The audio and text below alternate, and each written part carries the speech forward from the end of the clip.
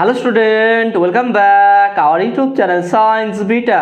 তো প্রিয় ছাত্রছাত্রীরা, আজকে আমি তোমাদের সঙ্গে ক্লাস 12-এর WPH এর টেস্ট পেপার 2022 যেটা বেরিয়েছে রিসেন্ট, সেই টেস্ট পেপারের সমাধান নিয়ে আলোচনা করব। অলরেডি দুটো মডেল কোশ্চেন সেটের সমাধান হয়ে গেছে, অর্থাৎ মডেল কোশ্চেন সেট 1, 2, 3 নম্বর এবং 6 নম্বর পেজে MCQ প্রশ্ন ছিল, অর্থাৎ পার্ট বি। দেখো পার্ট বি সেকশন 1-এর যে MCQ 14টা MCQ প্রশ্ন ছিল, সেই 14টা MCQ এর ব্যাখ্যা সহকারে সবথেকে সহজ সরল করে সমাধান করে দিয়েছি। অর্থাৎ শুধু এই MCQ উত্তর এইটা এইভাবে নয়, প্রত্যেকটা MCQ কেন উত্তর হলো ব্যাখ্যা সহকারে ডিটেলস আলোচনা করে দিয়েছি। যারা এর আগের পার্টগুলো দেখুনি বা আগের মডেল কোশ্চেন সেটগুলো দেখুনি, তোমরা দেখে নেবে, লিঙ্ক এই ভিডিওর ডেসক্রিপশন দেওয়া থাকবে। আজকের ভিডিওতে আমি মডেল কোশ্চেন সেট 3 এর সমাধানে আলোচনা করব। আর যাদের কাছে বইটা নেই তাদেরকে বলছি, তার PDF ফাইল আমার টেলিগ্রাম চ্যানেলে দেওয়া আছে, সেখানে তোমরা ডাউনলোড করে দেবে। অনেকদিন অনেক কমেন্ট করেছে স্যার PDF দিন, তো তখন দেওয়া ছিল না, এখন তোমরা পেয়ে যাবে। অর্থাৎ এর আগের model question set 1, model question set 2 এই দুটোরই PDF ফাইল টেলিগ্রাম চ্যানেলে আপলোড করা আছে, তোমরা ওখান থেকে ডাউনলোড করে নেবে। ওকে, এবং আজকের ভিডিওর যে কোশ্চেনগুলো ডিসকাস করবো সেইগুলো তোমরা পেয়ে যাবে। তো আজকে প্রথম প্রশ্নটা দেখে নাও, কোশ্চেন নাম্বার 1, পেজ নাম্বার দেখো C9 এবং C10। C9 এর একদম নিচে 1 নম্বর কোশ্চেন আছে, আর C10 এর টোটাল কোশ্চেনগুলো আছে। তাহলে দেখো তোমাদের WPH টেস্ট পেপার 2022-এর সায়েন্স পার্টটা model question set 3 page number C9 এর নিচে আর C10, সেখানে প্রথম যে কোশ্চেনটা দেখে নাও। প্রথম কোশ্চেনটা কি আছে আমি এখানে লিখেছি, খুব সহজ কোশ্চেন বলে, সুষম তড়িৎ ক্ষেত্রে বলরেখাগুলি কেমন অবস্থায় থাকে? প্রথম দেখে নাও, অভিসারী হয়, বি হচ্ছে অপসারী হয়, সি হচ্ছে সমান্তরাল হয়, আর ডি হচ্ছে অন্যরকম হয়। সহজ হচ্ছে কি কোশ্চেন উত্তর, সহজ সিম্পল কি হয়, যদি কোনো তড়িৎ ক্ষেত্র বা চুম্বক ক্ষেত্র, শুধু তড়িৎ ক্ষেত্র বলে নয়, চুম্বক ক্ষেত্রের জন্য যদি তড়িৎ ক্ষেত্র বা চুম্বকের সুষম হয়, তা সেক্ষেত্রে বলরেখাগুলি সর্বদা কী হয়? সমান্তরাল হয়। ওকে, বলরেখাগুলো পরস্পর কি হয়? সমান্তরাল, এইদিকে হোক বা এই দিকে হোক, সর্বদা কি থাকবে? তারা সমান্তরাল। তবেই তো যে কোনো জায়গায় তড়িৎ ক্ষেত্র যখন দেখবো সেটা সমান হবে। সুষম তড়িৎ ক্ষেত্র মানে কি? সমস্ত জায়গায় তড়িৎ ক্ষেত্র আমার সমান হবে। এবার যেখানে বলরেখার সংখ্যা বেশি হবে সেখানে বেশি হয় তড়িৎ ক্ষেত্র বেশি হবে, যেখানে কম হবে সেখানে তড়িৎ ক্ষেত্র কম হবে। অর্থাৎ বলরেখা যদি এরকম হয়,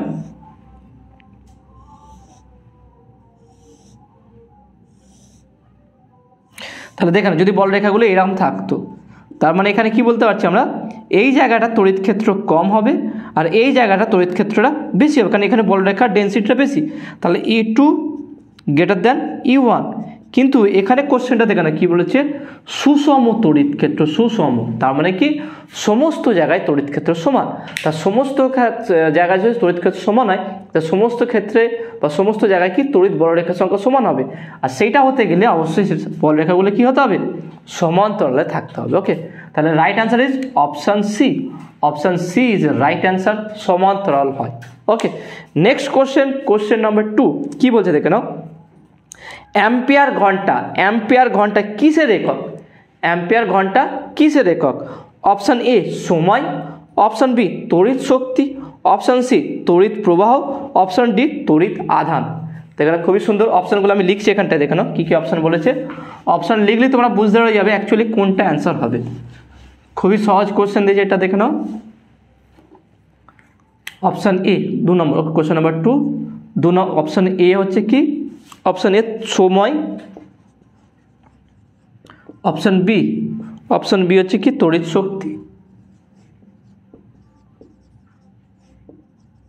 ওকে, অপশান ডি কি? Option C. ওকে, এটা অপশান সি হবে। অপশান সিটা কি বলছে দেখে নাও, তড়িৎ প্রবাহ। আর অপশান ডিটা কি বলছে দেখে নাও, তড়িৎ আধান।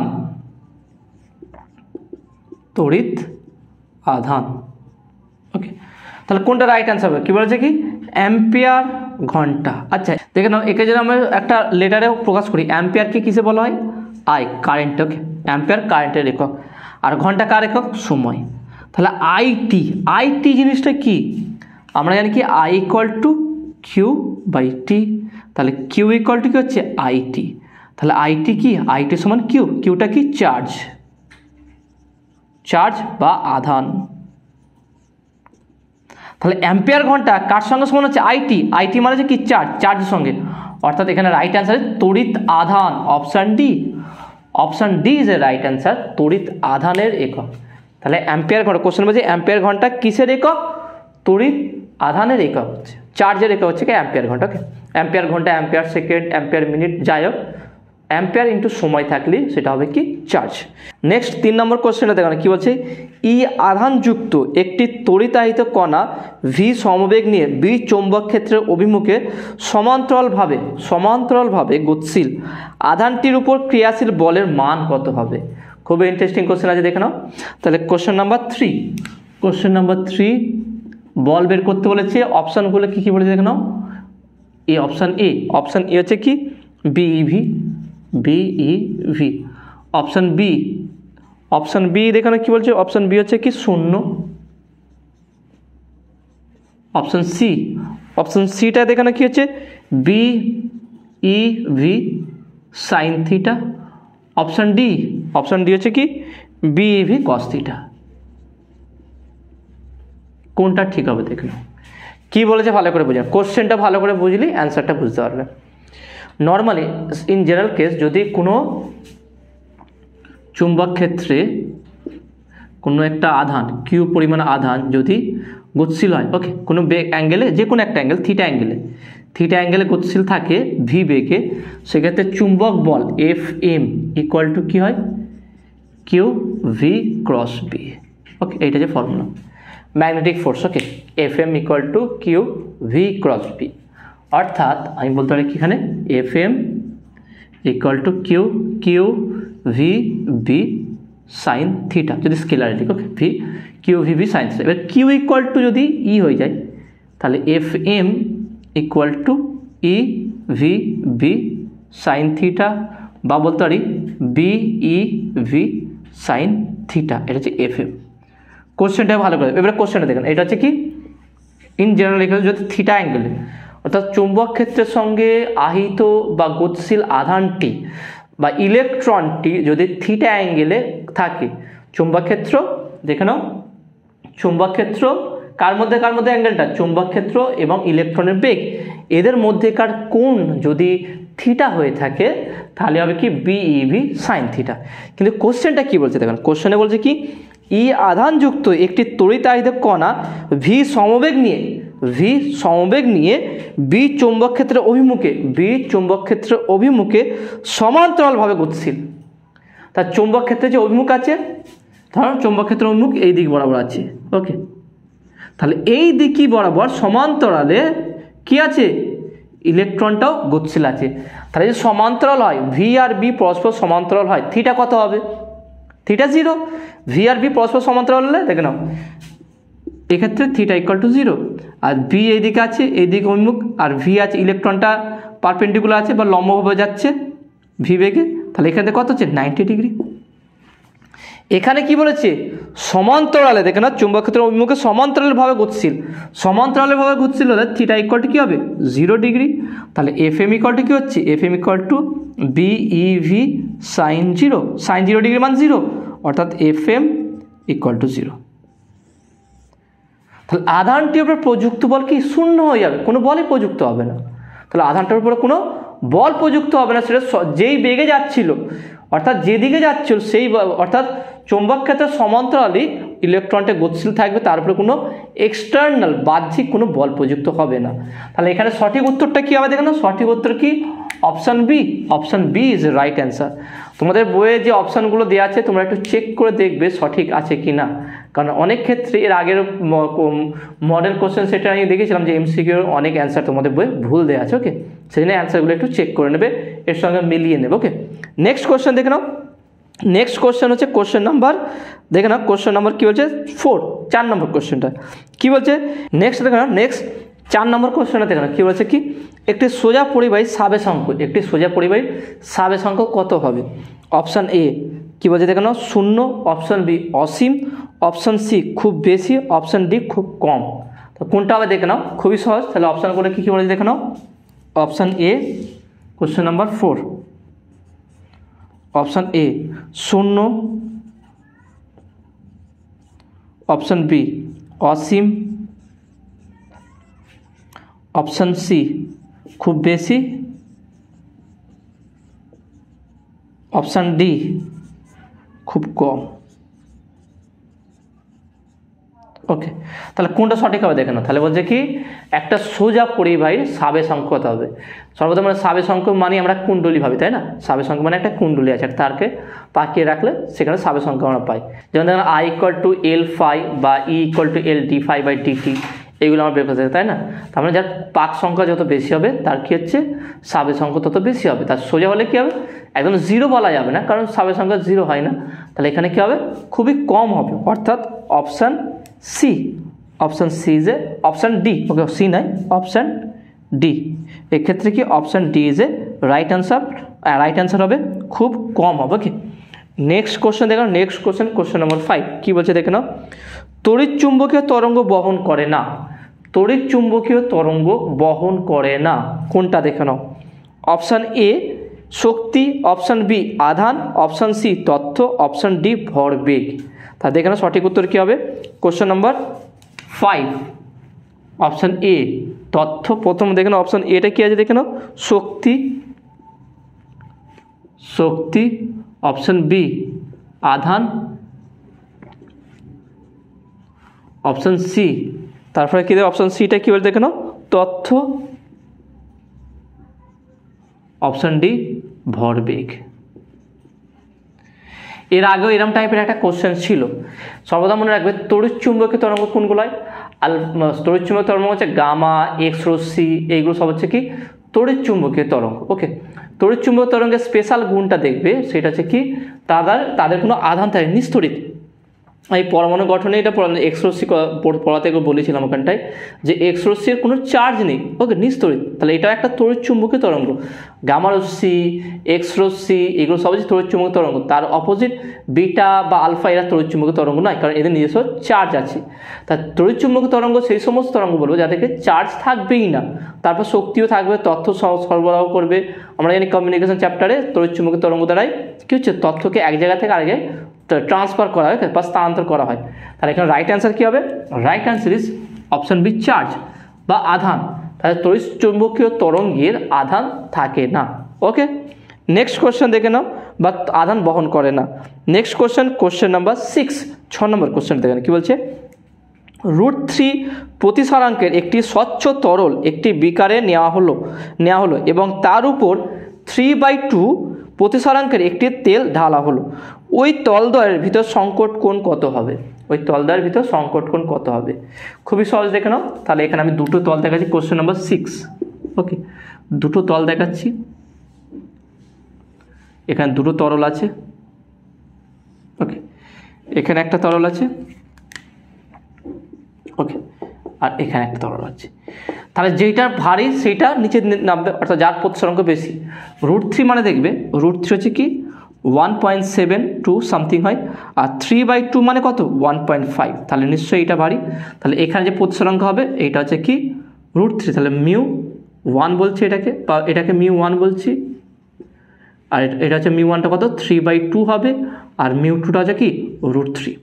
তাহলে সংকট কোণের ক্ষেত্রে আলো ঘন মাধ্যম থেকে লঘু মাধ্যমে যাবে। তাহলে আমি যদি এখানটায় করি তোমাদের দেখাই অবিলম্ব এটা, তাহলে আলো কে যাবে ঘন মাধ্যম থেকে লঘু মাধ্যমে কী হবে, এখানে বিবের তলে 90 ডিগ্রি অ্যাঙ্গেল। ওকে, এটা 90 ডিগ্রি অ্যাঙ্গেল করবে। তাহলে এখানে আই, এইটা হচ্ছে আর। ওকে, আই আর এইভাবে। ওকে, এইভাবে। তাহলে এখানটা অপশানটা কী বলেছে, এখানে বের করতে বলেছে কি যে সংকট কোণ, এইটা হচ্ছে কি সংকট কোণ, আইটা হচ্ছে কি θc। θcটা কত সেটা বের করতে বলেছে। অপশানগুলো বলেছে দেখে নাও। অপশান এ বলছে দেখে নাও কত 30 degree, option B 45 degree, 60 degree, 90 degree. 30 degree, option B 45 degree, option C 60 degree, option D 90 degree. কোনটা সঠিক হবে দেখবে। তাহলে নর্মালি আমরা যেই ফর্মুলা সেটা প্রয়োগ করবো এখানে, μθc μ2a, কারণ 2 নম্বর থেকে μ21। ওকে, 2 নম্বর থেকে 1 নম্বর যাবে = sin i/ sin r, অর্থাৎ sin θc বাই sin 90, কারণ এখানে সংকট কত 90 ডিগ্রি হবে। তাহলে এখানে বসালে তাহলে বা μ1/μ2 = সাইন 90 হচ্ছে 1, তাহলে সাইন থিটা সি, তাহলে বা sine theta C equal to mu ওয়ানটা কত দেখে নাও 3/2 আর মিউ টুটা কত হচ্ছে √3। তাহলে এটাকে সমাধান করলে কত হবে দেখে নাও 3/2কে আমি এইদিকে একটু দেখাচ্ছি তোমাদের, এইখানটা একটু সমাধান করে দেখাচ্ছি।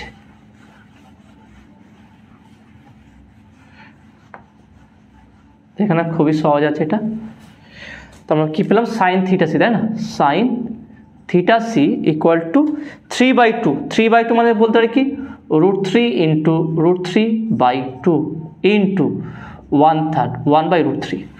এখানে √3 আছে, সেটাকে আমি 1/√3 করলাম, তাহলে √3 কাটবে, তাহলে sine theta C equal to √3/2। √3/2 মানে কি সাইন 60 ডিগ্রি, তাহলে theta C equal to 60 degree, theta C equal to 60 degree.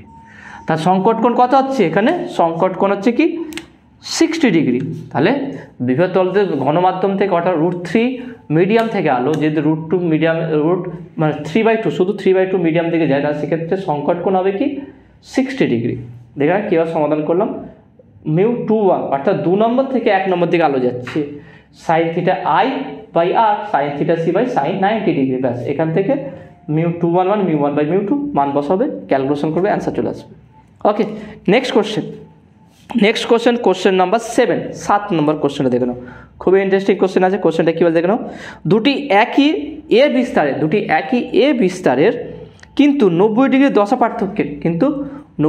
দশা পার্থক্যে তরঙ্গদ্বয়কে সমাপাতিত করলে তরঙ্গের তীব্রতা হবে বলে অপশন দিয়েছে। খুবই সহজ জায়গায় কোশ্চেনটা আছে, কোশ্চেনটা খুবই সহজ, চিন্তার কোনো বিষয় নেই, খুবই ইজিলি এটা সমাধান হয়ে যাবে। তাহলে আমরা কীভাবে সমাধান করবো দেখে নাও।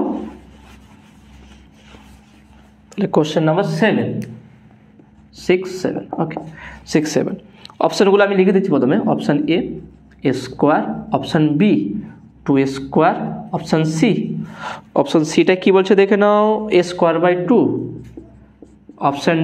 অপশান ডিটা কি বলছে 4a²। কি বলছে দেখে নাও, একই বিস্তারযুক্ত দুটো তরঙ্গ আছে যাদের মধ্যে দশা পার্থক্য 90 ডিগ্রি, অর্থাৎ ফাই ইকুয়াল টু 90 ডিগ্রি, দশা পার্থক্য 90 ডিগ্রি।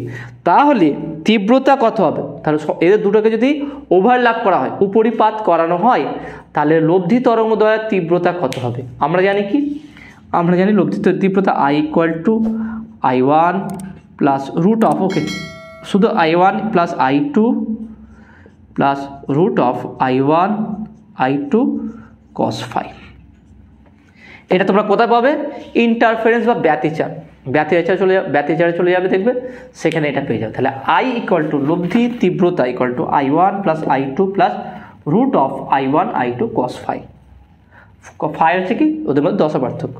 তাহলে I1 ইকুয়াল টু, এখানে কোশ্চেনে কি বলেছে দেখে না, গিভেন আছে কি I1 equal to I2 equal to a², কারণ কি I প্রপোর্শনাল টু a², তাহলে এখানে I1 I2 কি হবে স্কোয়ার হবে, আর phi equal to 0, okay, phi equal to 0 নয়, ফাই ইকুয়াল টু 90 ডিগ্রি।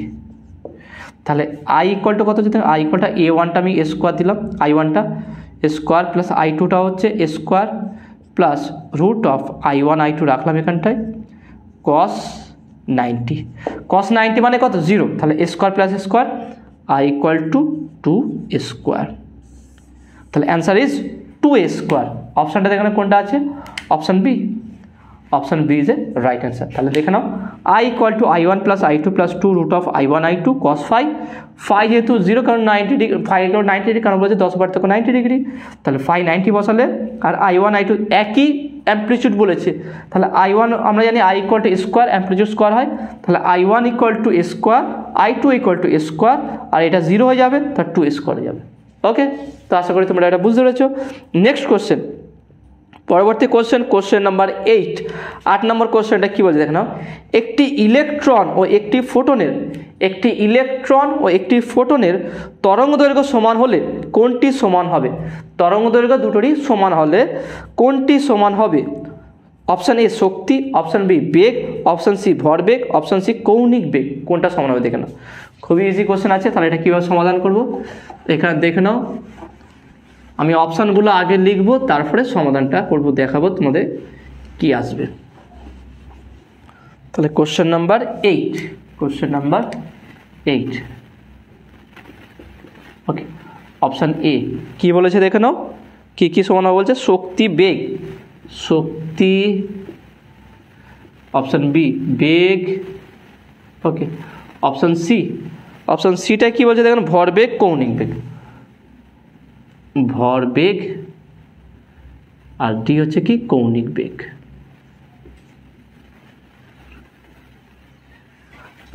কোশ্চেনটা কি বলছে ভালো করে বুঝে নাও।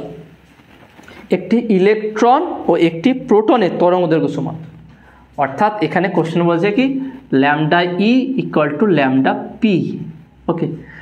একটি ইলেকট্রন আর একটি প্রোটনের কি হচ্ছে, দুটোর কি হচ্ছে দেখে নাও, lambda E equal to lambda P, তা দুটোই তরঙ্গ দৈর্ঘ্য সমান হলে দেখে নাও আমরা জানি কি lambda equal to H by M V বা এইচ বাই পি, তাই না, পি হচ্ছে কি ভরবেগ। তাহলে দেখে নাও অতএব lambda E equal to H by P E এবং ল্যামডা পি ইকুয়াল টু দেখে নাও H by P small P, P হচ্ছে প্রোটনের ক্ষেত্রে আর পি ই হচ্ছে কি ইলেকট্রনের ক্ষেত্রে। তা দুটো তরঙ্গ দৈর্ঘ্য সমান, তাহলে বলতে পারি অতএব H by P E equal to H by P small P. তাহলে এখান থেকে পাবো কি এইচ এইচ কাটলে P E equal to P P. তাহলে এখানে কি বুঝতে যাচ্ছি যে কণা দুটির বা প্রোটন আর ইলেকট্রনের ভরবেগ দুটি সমান হবে, অর্থাৎ তাদের তরঙ্গ দৈর্ঘ্য পরস্পর সমান হলে ভরবেগ দুটি পরস্পর কি সমান হবে দেখে না। আমরা জানি কি ল্যামডা ইকুয়াল এমভি, তাহলে এমভি দুটো ইকুয়াল ভরবেগ, ভর ইন্টু বেগ। এটা যে প্রোটনের ক্ষেত্রে প্রোটনের ভর, এটা ইলেকট্রনের ভরবেগ, এটা প্রোটনের ভরবেগ, তা দুটো ইকুয়াল হয়ে গেলে ইলেকট্রন আর প্রোটনের ভরবেগ দুটো কি হবে সেম হবে, অর্থাৎ option C, option C is a right answer, okay. তো আশা করি তোমরা এটা বুঝতে পেরেছো। নেক্সট কোশ্চেন দেখে নাও, নেক্সট কোশ্চেন, কোশ্চেন নাম্বার 9 কি বলছে দেখে নাও। হাইড্রোজেন পরমাণুর দ্বিতীয় ও তৃতীয় বোর কক্ষের ইলেকট্রনের কক্ষীয় বেগের অনুপাত হলো, কক্ষীয় বেগের অনুপাত হলো, অপশান দেখে নাও কী দিয়েছে, খুবই সহজ কোশ্চেন দেখে নাও। এখানে কি ইলেকট্রনের কক্ষপথের বেগের অনুপাত বলে দিয়েছে, তাহলে নিশ্চয়ই বেগের সঙ্গে কক্ষপথের সংখ্যা বা মুখ্য কোয়ান্টাম সংখ্যা কী সম্পর্ক আছে সেটা জানলেই আমার এখানে অ্যান্সারটা বেরিয়ে পড়বে। তা দেখে নাও কোশ্চেন নাম্বার কত, 9, কোশ্চেন নাম্বার 9, অপশান এ কক্ষপথের অনুপাত বলছে কি, অপশান এ দেখে নাও বলছে কি 2:3, অপশান বি কি বলছে দেখে নাও 2:1, অপশান সি দেখে নাও কি বলছে, অপশান সি 1:2, 3:2, 1:2, অপশান ডি 3:2। কোশ্চেনটা ভালো করে দেখে নাও, কোশ্চেনটা কি বলেছে, কোশ্চেনে বলা হয়েছে হাইড্রোজেন পরমাণু দ্বিতীয় তৃতীয় বোর কক্ষের ইলেকট্রনের কক্ষীয় বেগের অনুপাত, তৃতীয় তৃতীয়, তাহলে আমাকে জানতে হবে এদের কক্ষপথের সঙ্গে বেগের সম্পর্ক কি। আমরা জানি সেটা কি ভিএন, এনতম কক্ষপথের বেগ হচ্ছে প্রপোর্শনাল টু 1/n, 1/n এর সঙ্গে সমানুপাতিক হয়। তাহলে এন দ্বিতীয় কক্ষপথের ক্ষেত্রে তাহলে V2 প্রপোর্শনাল টু 1/2 আর V3 প্রপোর্শনাল টু 1/3, তাহলে এই দুটো অনুপাত কী হবে, তাহলে অতএব V2/V3 ইকুয়াল টু 1/2/1/3, তাহলে এটা কত হচ্ছে, এটা উল্টে যাবে 3/2, তাহলে V2:V3 ইকুয়াল টু 3:2, তাহলে অ্যান্সার কত হবে 3:2, option D, option D is a right answer, okay. তাহলে এটা দেখবে কার সঙ্গে কার অনুপাত বলেছে, এখানে বলেছে দেখে নাও দ্বিতীয় তৃতীয় বোর কক্ষের, দ্বিতীয় ও তৃতীয়, দ্বিতীয়র সঙ্গে তৃতীয় বোর কক্ষের ইলেকট্রন কক্ষীয় বেগের অনুপাত। তাহলে যেহেতু ফর্মুলা আমরা এইটা, ফর্মুলাটা দেখে নাও, ফর্মুলাটা হচ্ছে এইটা, তাহলে এইটা ফর্মুলা হলে তাহলে সেখানে মান এন এর মান 2 বসাবে একবার 3 বসাবে, ব্যাস তার দুটো অনুপাত করে দেবো, অ্যান্সার চলে আসবে, ওকে। নেক্সট কোশ্চেন দেখে নাও, কোশ্চেন নাম্বার 10, 10 নম্বর কোশ্চেনটা কি বলছে দেখে নাও। নিচের কোনটি অর্ধপরিবাহী, নিচের 4টি মৌল বলে দিয়েছে, সেখানে আমাদের কোনটি অর্ধপরিবাহী সেটা বলতে হবে। খুবই সহজ দেখে নাও, অপশানগুলো দেখলে তোমরাও বলতে পারবে, অপশানগুলো দেখে নিলে তোমরা নিজেরাও অ্যান্সার দিতে পারো, খুবই সহজ এটা কোশ্চেনটা। তা দেখে নাও question number 10। Question number 10 option A. Option A কী দিয়েছে দেখো, FeO3 Fe2O3। Option B, option বিটা কী বলছে দেখে নাও, SiO2। Option C GaAs gallium arsenide. Option D, option ডিটা কী দেখে CuO। বলেছে কি কোশ্চেন দেখে নাও, এই যে চারটে অপশানের মধ্যে কোনটি হচ্ছে অর্ধপরিবাহী। আমরা জানি পিওর সেমিকন্ডাক্টর কী হয় সিলিকন নাহলে জার্মানিয়াম। এবার দেখে নাও এই দুটোর মধ্যে কোনো একটা পেয়েছো কি, এখানে দেখে নাও, এখানে পাওয়া গেছে অপশান বিটা দেখে নাও, SiO2 সিলিকন অক্সাইড SiO2, এটা হচ্ছে অর্ধপরিবাহী, অর্থাৎ option B is a right answer. Okay, next question, question number 11। Question number 11টা কী বলছে দেখে নাও, একটি 10 সেন্টিমিটার ব্যাসার্ধের গোলীয় ধারকের ধারকত্ব হলো, একটি 10 সেন্টিমিটার ব্যাসার্ধের গোলীয় ধারকের ধারকত্ব কত হবে। খুবই সহজ কোশ্চেনটা, ফর্মুলা জানলেই তোমরা বুঝতে যাবে। মেন ধারকত্বের সঙ্গে ব্যাসার্ধের কোনো গোলকের ব্যাসার্ধের সম্পর্কটা কি সেটা যদি জানো খুব সহজে অ্যান্সার তোমরা করতে পারবে। তাহলে অপশানগুলো দেখে নাও, question number 11 option A. Option A কী বলছে দেখে নাও, অপশান এ হচ্ছে এখানটায় 10 ফ্যারাড 10 ফ্যারাড।